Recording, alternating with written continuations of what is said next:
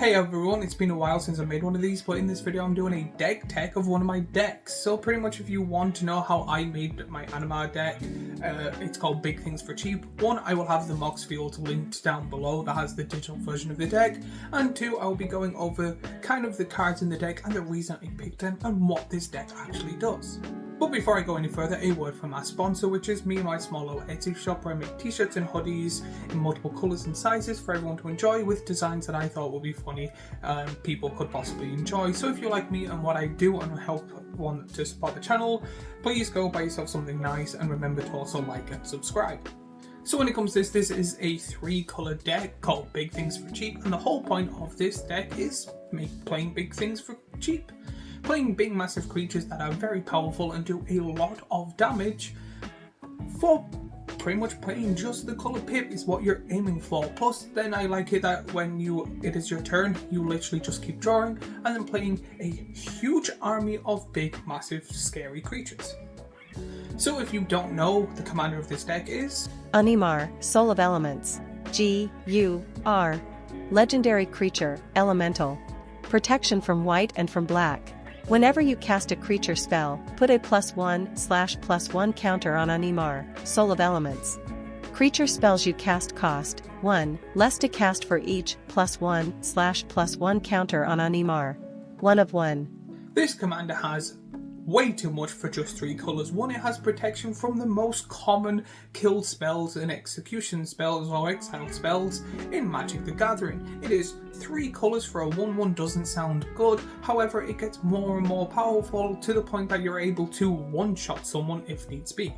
This in my opinion is an absolute great commander. It's got good colours, it's cheap for the ability it does is broken, it has inbuilt protection so you don't really have to worry about it dying, and if you do, you probably have enough mana at that stage to recast it. Then it also gets more and more powerful, so then you're able to beat people with your commander, and then plus the biggest benefit of this card is it makes things 1 cheaper. Pretty much that just means whatever number is on the card, you're able to play those creatures for 1 less for each 1/1 counter on it. So this makes colourless creatures and big massive Eldrazi creatures really easy to play. When it comes to this, the strategy of the deck, I've broken down into 6 categories. I'll be going over the main cards of what that strategy does. So instead of boringly going through all the decks, I've broken it down so we'll be able to go through it in a more fun way. So if you want to know what the 6 strategies are, they are: Play your commander as fast as you can. Play as many lands and as many creatures as possible.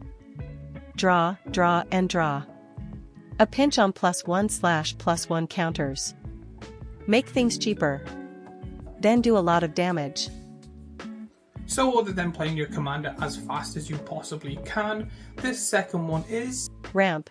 Now you're probably thinking when it comes to ramping, oh obviously like Soul Ring, Arcane Signet and very good lands. But there's more ramp necessary. When it comes to this, I prioritise creatures that ramp that are able to help out the commander. Now there's a few times, because some of them are 2 mana, that I will hold in my hand until I play Animar, and then on the next turn pay the 2 mana to be able to cast 1, and then pay 1 mana to cast the other and instantly get 2 1/1 counters on it and 2 mana rocks.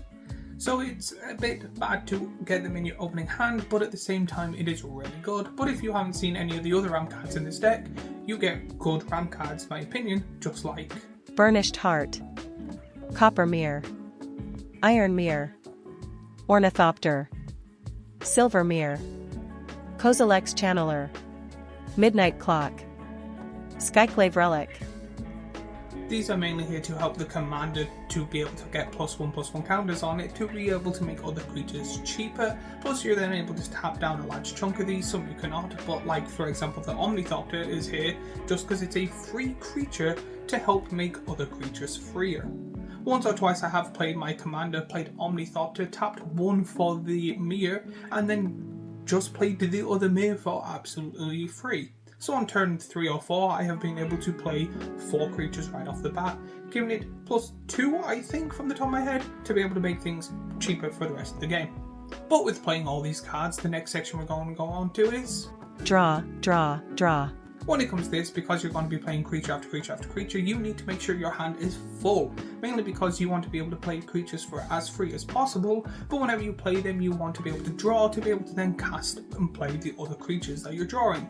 There has been times late game around turn 6 or 7 or 8 that I'm literally playing at least 5 to 8 creatures a turn, and once or twice if I've gotten really lucky I have just played every creature in my deck and have won that turn. But when it comes to the important creatures of this deck, they are Dragonborn Champion, Jorah, Weatherlight Captain, Kozilek, the Great Distortion, Nezahal, Primal Tide, Ancestral Vision, Rush of Knowledge, Imrakal's Influence, Garrick's Uprising, Guardian Project, Myth Unbound, Teferi's Ageless Insight, Temur Ascendancy. These are great to draw as much as possible to be able to have a full board. Now there is a downside when it comes to this. I have had games where I've literally had a full board and needed to play cards on other people's mats and around the sides. But there's also been times that second someone kills one of the draw engines, it is very difficult to actually pull it off. But if Animar is not growing as fast as you want it to, the next section we're going to be going on to is Counter. So when it comes to this, there is no counters in this deck. I used to have a counter spell that costs 3 mana that you're able to then put 3 1/1 counters on something, I believe. But I ended up taking that out. So from now on, when I say counters, I mean +1/+1 counters. I just don't want to keep saying that over and over and over and over again. These are a way to get 1/1 counters to put on itself to grow that creature, and then when it dies, your main thing you're aiming for is the Ozolith, to be able to put all the counters onto the Ozolith, to then put all the counters back onto Animar. There is some creatures also that help you put counters back onto Animar. The whole point of this is to make Animar as big as humanly possible, so you only have to play the coloured pips. So when it comes to the counter cards, you get cards just like Ascendant Pack Leader, Forgotten Ancient, Endless One, Myojin of Towering Might, Stonecoil Serpent, the Ozolith, Grafted Growth, Roaring Earth, Cave of Temptation, Guildmage's Forum. When it comes to this is the section I would, if I was that other YouTuber, the golden pig of the deck would be the Ozolith. If you don't know who I'm on about, it is a great other Magic the Gathering YouTube. I recommend watching their stuff. So if things are still going a bit too slow for you, I do have cards that make other cards cheap. Now there's not many of these, it's quite a rare and unique ability to have, but there is 3 cards I do put in this deck, so if you're interested, here they are. Yujin, the Ineffable, Conduit of Ruin, Herald of Kozile. These are mainly in to kind of just speed up that deck a little bit more, plus you're able to play 1 or 2 of these pretty much cheaply or for free. But next we are on to Damage. These are the big hitters of the deck. These are the big massive creatures that you want to see out or be lucky to draw later on in the game around turn 5, 6 or 7 to be able to then just keep rolling through and playing more and more and more big creatures and do a lot of damage. These are also cards that have colored pips in them to be able to help out other cards. So again, I would love it if this was a pure colorless deck, but there was too many cards that I thought would be good in the deck that had colored pips, and unfortunately there's no way to kind of get around that. But if you wonder what these big creatures are, here they are on screen.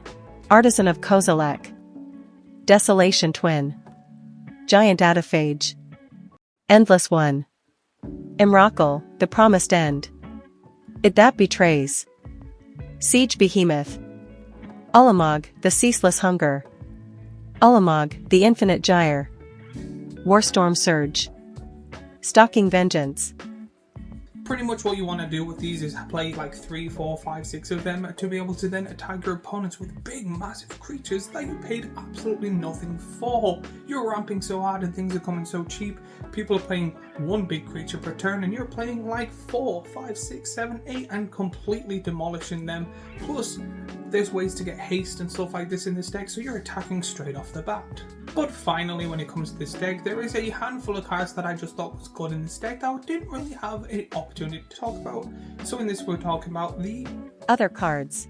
These cards, in my opinion, are just cool cards that I enjoy in the deck and have fun playing, but didn't really have a kind of section of the video to be put in, so I decided to put them at the end. So these cards are Yujin, the Spirit Dragon, Anger, Stuffy Doll, Ancient Stirrings, Omniscience, When it comes to this deck, it's one of my favourite decks I've played. I built it a few years ago and I really still enjoy it to this day. Now, when saying that, I haven't played Magic the Gathering in over a year, like 2 Novembers ago was the last time I got to play. This deck I do enjoy and do absolutely love, and it is one of my more powerful decks. Now, to be honest, the only big change I could think of from the top of my head was I would love to have a Venser in here, but Venser is a white pip, so you can't really do that. But I do absolutely love this card, or this deck. I haven't upgraded it or done any changes in a while, but I do see that even without them, that this card or this deck is still quite powerful. Now, when it comes to this, I haven't really bought Magic cards in the last year and a bit, so if there's any cards you think will be good in this deck or any changes, please let me know in the comments down below. If you have a Animar deck yourself, please make an online version or digital version and let me see it below. I love seeing other people's decks. Now, in saying that, this deck is one of my favourites. I absolutely love it, and I would love to hear your thoughts and opinions on it all down below in the comments. While you're down there, remember to like and subscribe and do all that YouTubey stuff. I rarely make deck tech videos, so hopefully if you're interested in any of my decks on my Mox field, it'll be linked down below. Let me know which video you would like to see. But as always, when it comes to this video, I have my previous deck tech video here. I have a playlist of deck tech videos I've made here and a subscribe button here, and I will see you all in the next video.